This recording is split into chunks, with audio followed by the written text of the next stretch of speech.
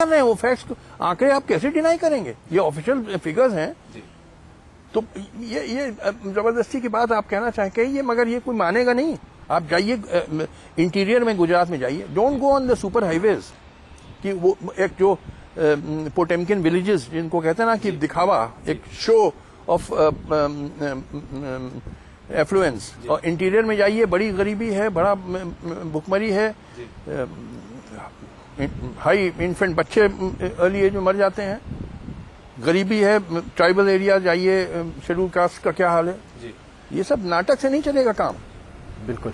एक और सवाल मोदी जी पर मैं आपसे पूछना चाहूंगा, जिसमें आप बेबाक टिप्पणी अपनी आपकी गुजारिश करूंगा आपसे। मुसलमानों को लेकर जो 2002 में हुआ था, उसे लेकर बार बार लोग टिप्पणी करते हैं और मोदी जी हमेशा इस पर चुप रह जाते हैं। आपको लगता है कि मोदी जी को मुंह खोलकर इसका सीधा जवाब देना चाहिए, या आपको लगता है कि मोदी जी की चुप्पी ही अपने आप में तमाम सवालों का जवाब है? उनकी चुप्पी सब सवालों का जवाब है। बस हम और नहीं कुछ कहना चाहते। सबको मालूम है क्या हुआ था गुजरात में। ऐसा नहीं है कि जनता यहाँ की बेवकूफ है, हालांकि मैं 90% को बेवकूफ कहता हूँ, फिर भी कुछ मामलों में अक्लमंद है। अच्छा, ये बताइए, आपके ऊपर बहुत सारे लोग ये आरोप लगाते हैं कि आप कांग्रेस पार्टी के पक्षधर हैं। क्या इसमें जरा सी भी सच्चाई है? बिल्कुल झूठ है। ये अभी हाल में जो मैंने मोदी जी पे लेख लिखा, उस पर जो मुझ पर भयंकर प्रहार किया, कुछ अरुण जेटली वगैरह साहब ने यही कहा, मेरे ऊपर आरोप लगाया कि ये मैंने बताया सब में कितने बार मैंने कांग्रेसी गवर्नमेंट्स की आलोचना की है। उदाहरण दिए मैंने कि महाराष्ट्र में वो जो शाहीन लड़की जिसने फेसबुक पे लिखा और महाराष्ट्र की पुलिस ने गिरफ्तार कर लिया उसको, मैंने बड़े सख्त चिट्ठियां लिखी चीफ मिनिस्टर महाराष्ट्र को कि ये सब बिल्कुल बर्दाश्त नहीं होगा, और मेरी चिट्ठियों पे वो पुलिस वाले सस्पेंड हुए। फिर वहां असीम त्रिवेदी कार्टूनिस्ट को गिरफ्तार किया, मैंने फिर बड़ा सख्त चिट्ठी लिखी चीफ मिनिस्टर महाराष्ट्र को जो कांग्रेसी है। दिल्ली में इफ्तिकार जिलानी को हैरेस किया गया, मैंने दिल्ली गवर्नमेंट को लिखी जो कांग्रेसी गवर्नमेंट है। हिमाचल में चीफ मिनिस्टर वीरभद्र सिंह साहब ने एक बार कहा कि वो मीडिया वाले का कैमरा तोड़ देंगे, मैंने सख्त इतराज किया। तो मैं जहां जो कोई गलत काम हो रहा है, particularly freedom of press violate हो रही है, तो उसके खिलाफ मैंने आवाज उठाई है। अब ये कहना, अच्छा उसमें कुछ नॉन कांग्रेस गवर्नमेंट भी है, कांग्रेस गवर्नमेंट भी नॉन, तो ये कहना कि सिर्फ मैं नॉन कांग्रेस गवर्नमेंट की आलोचना करता हूं, ये गलत है। मैं कांग्रेस गवर्नमेंट की बहुत सारी, मैंने आपको 20 उदाहरण अभी दे दूं। बिल्कुल।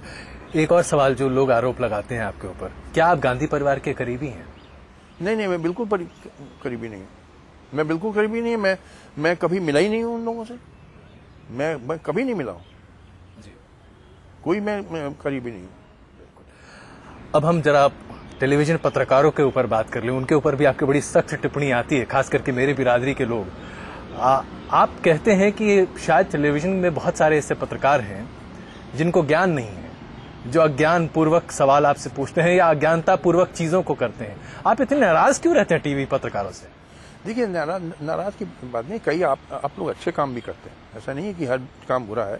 आप लोगों ने इतने स्कैम्स एक्सपोज किए, भ्रष्टाचार एक्सपोज किए, जो अच्छा काम था, देश के हित में था।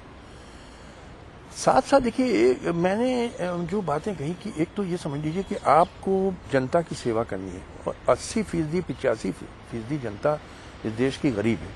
तो रियल प्रॉब्लम जो कंट्री के हैं सोशियो इकोनॉमिक है।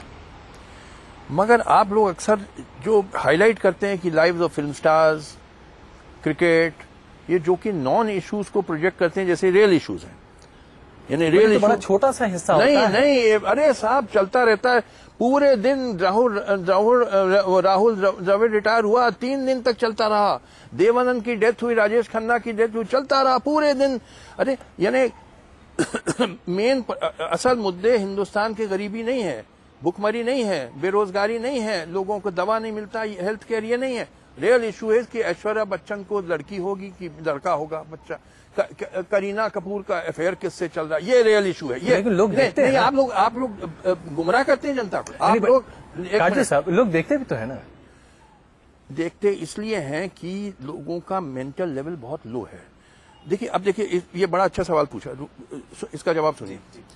90% लोगों का मेंटल लेवल बड़ा low. I don't blame them, education नहीं है, कास्टिज्म है, वेरियस फैक्टर्स, उसके हिस्टोरिकल फैक्टर्स है। अब मीडिया क्या उस लो मेंटल लेवल पे जाके उसको परपेचुएट करेगी, या मीडिया उस लोग आम जनता के मेंटल लेवल को अपलिफ्ट करेगी? ये बड़ा इंपॉर्टेंट क्वेश्चन हो जाता है। अगर आपका एम है पैसा कमाना, सिर्फ पैसा कमाना, तो आप उस लो मेंटल लेवल पे चले जाएंगे।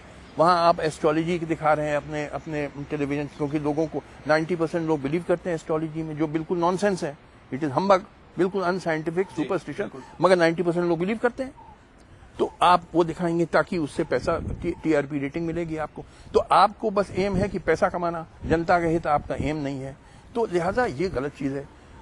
जैसे यूरोप का जो मीडिया काजू साहब, इसमें लेकिन एक डिस्टिंक्शन है ना, बहुत सारे ऐसे नेटवर्क्स हैं, बहुत सारे टेलीविजन चैनल्स हैं जो बहुत अच्छा काम करते हैं, हाँ, जो लगातार उस तरह की अच्छी चीजों को दिखाते हैं। तो ये डिस्टिंक्शन तो हमें मेंटेन करना पड़ेगा। मैंने हमेशा से मैं कहता आया हूँ कि सारे मीडिया गलत नहीं और सारे पत्रकार गलत नहीं।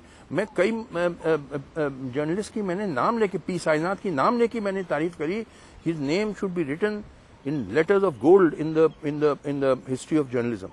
जो वो उसने फार्मर्स सुसाइड एक्सपोज किया जाके, हैं एग्रीकल्चरल प्रॉब्लम लिखे, गांव गांव जाता है।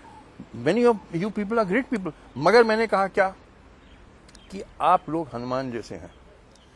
हनुमान जी भूल गए थे अपना कर्तव्य और अपनी शक्तियां, तब जामवंत को उनको याद देना। तो मैं जामवंत हूँ, वो आप लोग हनुमान है जो भटक गए हैं, गलत रास्ते में चले गए। तो मैं जामवंत का रोल प्ले कर रहा हूँ। आप लोग में बड़ी शक्तियां हैं जी, मगर आप भूल गए हैं और अपने कर्तव्य भूल गए हैं, भटके हुए हैं। तो मैं आपको सही रास्ते पे ला रहा हूँ। चलिए, एक आखिरी सवाल, फिर मैं वापस घूम के संजय दत्त पर वापस आ जाता हूँ।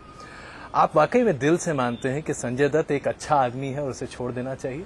उसने बेवकूफी करी, he acted foolishly in keeping that weapon.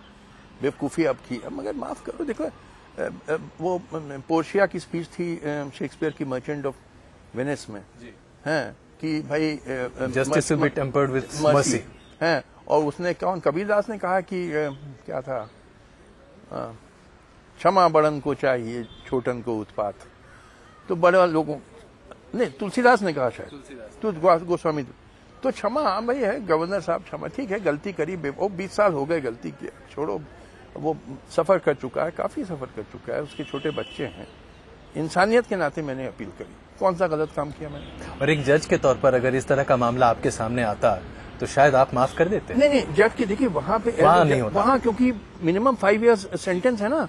Arms act में सेक्शन 25(1)(a) में है कि if you are in possession of a prohibited weapon without license, तो सेंटेंस इज मिनिमम 5 years। तो वहां आप 5 साल जरूर देते? देना पड़ता है, क्योंकि आई एम हेल्पलेस। लॉ तो नहीं बनाता है जज, लॉ तो पार्लियामेंट बनाती है। तो सुप्रीम कोर्ट का इसीलिए जजमेंट को मैं चैलेंज नहीं कर रहा हूं, मगर मैं कह रहा हूं वो जुडिशियल प्रोसेस के अलावा एक ये executive process of granting pardon और रिड्यूसिंग सेंटेंस है, उसमें इवन बिलो मिनिमम सेंटेंस दे सकते हैं, उसमें वो रिस्ट्रिक्शन नहीं है। जी बिल्कुल। काजू साहब, बहुत बहुत धन्यवाद न्यूज नेशन से बात करने के लिए।